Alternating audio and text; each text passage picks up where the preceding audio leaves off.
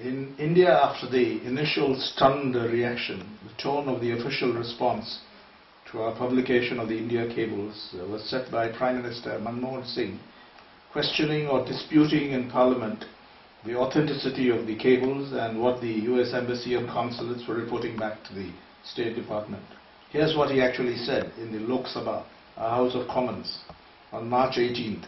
He said, the government court cannot confirm the veracity, contents, or even the existence of such communication. End quote. This seems to set the Indian government apart from the rest of the governments, rest of the world, at the receiving end, doesn't it? Have you come across this reaction? Yes, it does. We have not come across this reaction. And that reaction disturbs me.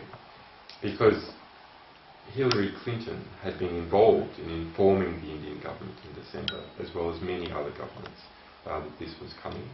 There has been no question as to the credibility of any document we have ever published in the past 4 years, let alone the cables, which have been authenticated by the very aggressive action of the State Department towards us and by hundreds of journalists from the most reputable institutions across the world.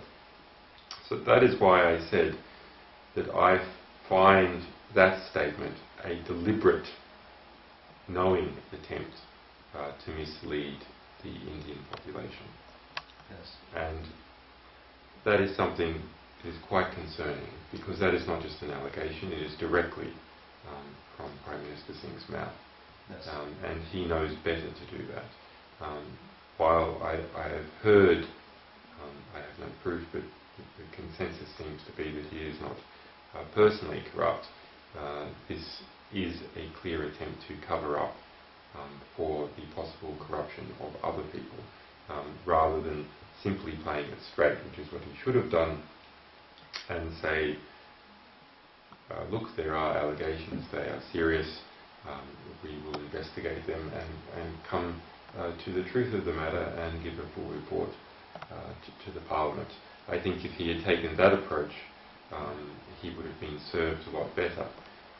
So he has acted against his own interests and acted against the interests of his party,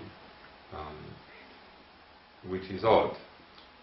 Yes. So I would suggest that that means that he has a habit that he was following rather than thinking things through, and a habit of reactively covering up allegations of corruption.